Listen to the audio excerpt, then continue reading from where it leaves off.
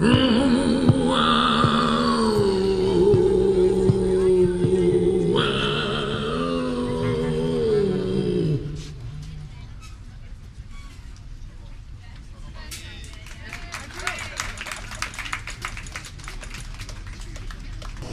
good afternoon everyone, and welcome to the European Environment Agency on International Day of Biodiversity, May the 22nd. So the United Nations has declared 2010 the Year of Biodiversity, and all over the world today people are celebrating the role of biodiversity in our lives.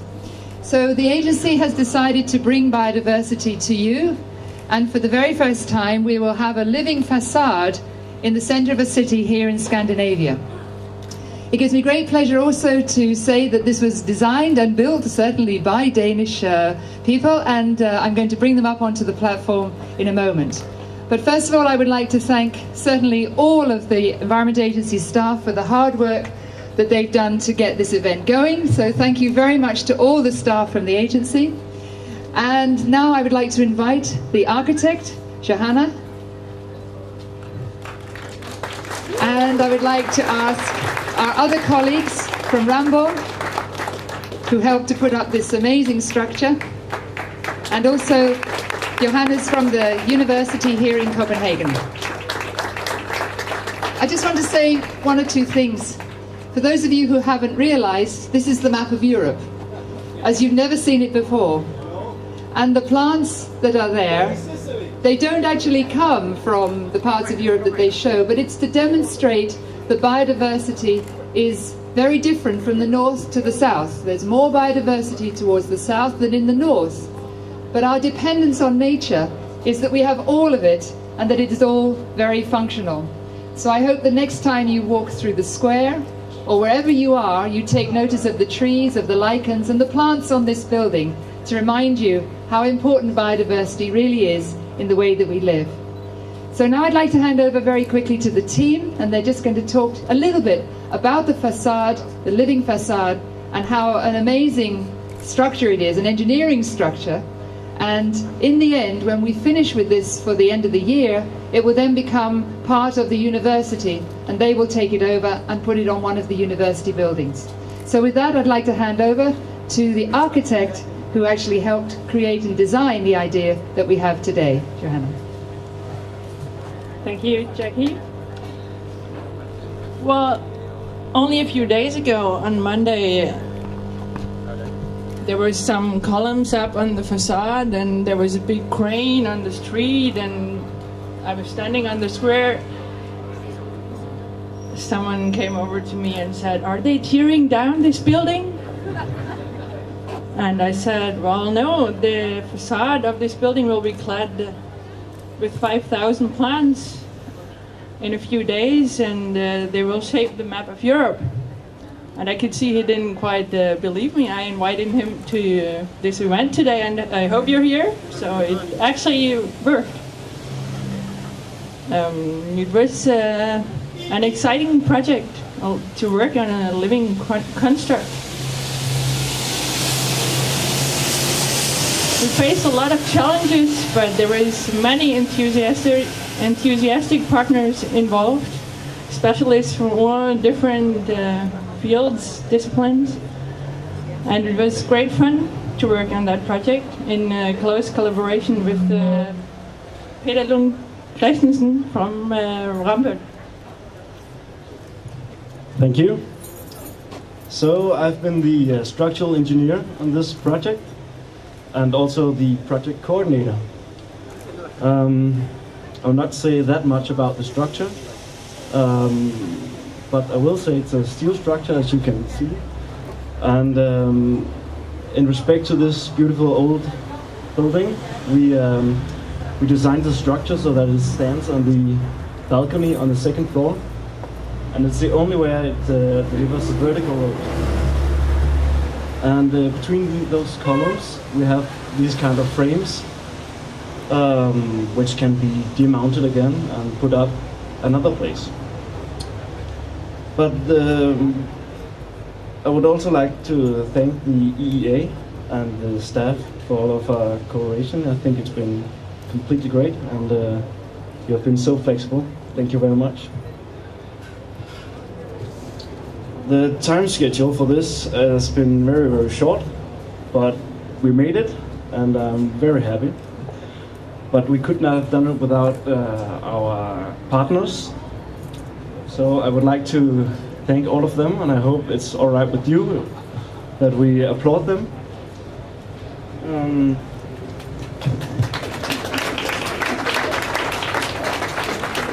I'll just mention them. It's steel structures made by Holbæk Ny Maskinværksted.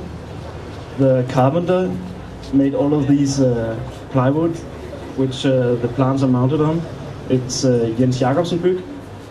We have Green Fortune, which is a company responsible for the planting of the plants and all of the watering systems. And then, of course, the Faculty of Life Sciences from University of Copenhagen, Lars Birk, who's chosen all of these plants. It's been a really good team, and I'm quite happy with the result. And I hope that everyone here is as well. Thank you.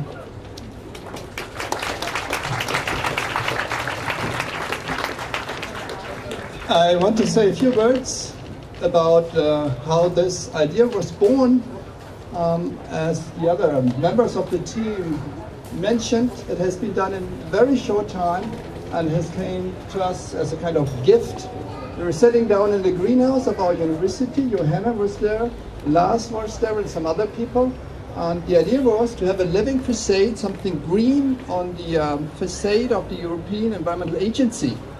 But then the question was, what should the message be? What is the message we are trying to convey? And then I suggested, let's have a map of the biodiversity of Europe. And why that? There's first a kind of design reason. If you look at Europe, you see that plant diversity is making steps from the southern parts of Europe to the northern parts of Europe. So we have fairly species-rich ecosystems in Sicily, not here, or Spain here, and we have low diversity in northern Scandinavia and northern Russia. So that gives, from a design point of view, a beautiful pattern of bands from the more red to the blue to the green and then to the gray species-rich biomes in Europe. And the second thing was the message, and the message is that all this diversity is threatened. It's threatened by our everyday's life, and it's threatened by the climate change which is going to come. And it shows you where this change will hit worst. And that's in the southern parts of Europe. It's in Spain, where you have very rich ecosystems which will turn into something which is far drier and far warmer than today. And you can imagine how ecosystems will respond to that. And on the other hand, if you go to Northern Europe, there's still a big question how these ecosystems will change under climate change. So that is the message. We have a nice design, we have a beautiful team, we have a great product, but the great message is how can we care for biodiversity and how will it be able to adapt to climate change. Thank you. Thank you very much, Johannes. And now we're going to do a sort of different kind of opening. Normally we have to cut a ribbon, but this time we're going to plant some plants. So we'll just go and put the final plants into this, and then I think we declare the facade open. So thank you once again, and now we're going to go and plant the plants.